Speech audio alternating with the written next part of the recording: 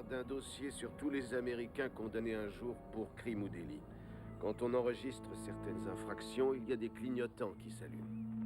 Il y a 2 ans, grâce à ces clignotants, le FBI a repéré une série d'achats d'armes à feu qui paraissaient louches au Maryland, en Géorgie et en Caroline. Cela représentait une centaine d'armes. Armement militaire, fusils d'assaut. Uniquement achetés par des connaissances de Seaver Parsons. Un homme marié, père de 3 enfants et amateur et collectionneur d'armes. En outre, il faisait ouvertement partie des extrémistes de droite de Virginie occidentale. Pour le FBI, il semblait clair que Parsons voulait accumuler des armes pour pouvoir passer à l'offensive, alors 4 de leurs agents sont partis avec un mandat de perquisition. Et les gens du FBI espéraient bien qu'on trouve, cachés dans un coffre, les fusils qui serviraient au complot. Et ces munitions de guerre. 9 novembre, on vous a en ligne de mire.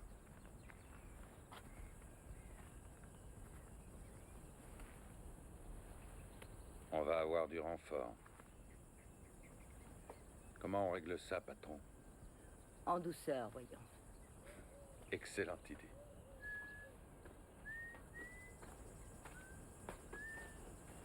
Bonjour, jeune homme. Alors, ça a bien mordu? Dis, c'est ta maison, là, que je vois? Tu sais si ton papa est là, petit? Il vous connaît, vous? Non, on vient de Washington. Là, devant cette clôture, ils ont rencontré le plus jeune fils de Parsons, un enfant de 10 ans. Ils lui ont demandé où était son père, mais ils ont eu le tort, fait l'erreur de ne pas dire au gamin qu'il avait affaire à des agents fédéraux. Tu voudrais bien rentrer vite chez toi et demander à ton papa de venir parce qu'il y a des gens qui voudraient lui parler. D'accord?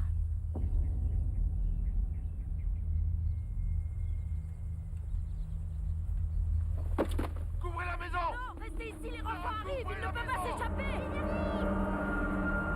Arrêtez, le gamin sait pas pourquoi on est là! Ils arrivent! Ils arrivent! Venez vite, ils sont là! Arrêtez, c'est qu'un gamin! Venez vite, ils sont là! Faites-le dans l'abri! Vite, vite! Non! Laissez vos armes! Cessez le feu! Cessez le feu!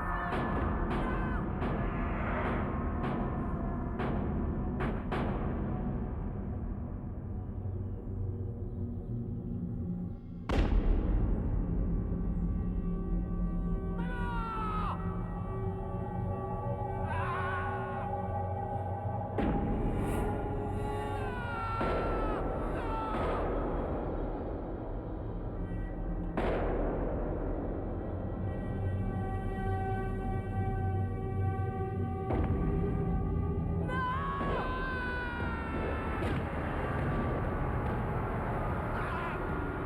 Faut y aller. Non, reste là!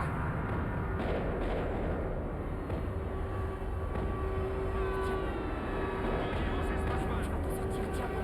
Accroche-toi. T'en fais pas, on va te sauver. Pris au piège, ils ont riposté. Et puis, ils ont fini par voir arriver les renforts. En définitive, le siège avait duré plus de 2 heures.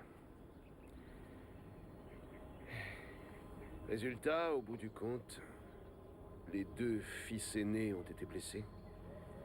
Sa femme et son dernier gamin sont morts. Quant à Seaver Parsons, ce jour-là, il n'était pas sur place.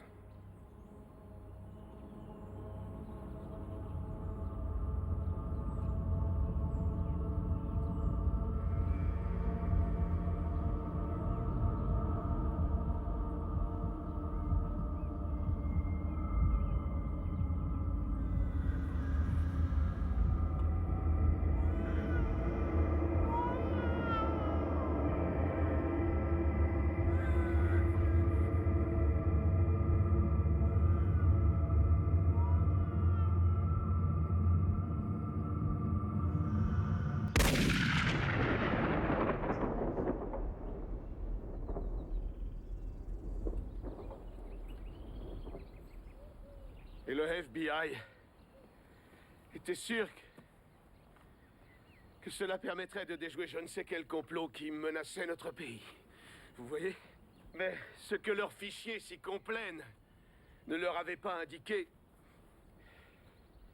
c'était que Seaver Parsons, quelque temps plus tôt, avait empoché un héritage avec lequel il avait décidé d'acquérir une centaine d'armes à feu libres à la vente et légalement achetées. Il ne leur indiquait pas non plus que Parsons venait de demander une licence de vendeur. Et il ne leur indiquait pas que Parsons avait dit à sa famille de se méfier des gens qui voudraient voler sa collection. Il avait recommandé à sa femme et à ses 3 enfants et à sa belle-fille d'être vigilants. De ne jamais laisser aucun inconnu entrer dans ce périmètre lorsqu'il n'était pas là. Et si on voulait forcer l'entrée, qu'ils se défendent par la force, qu'ils défendent leur seul bien. Non, il n'avait aucune sympathie pour le gouvernement. C'est vrai qu'il avait un passé d'activiste et quelques petits antécédents, mais ce n'était pas un terroriste, ce n'était pas un criminel. Et 3 innocents ont trouvé la mort au cours de cette attaque parce que les clignotants se sont allumés. Mais les clignotants avaient tort.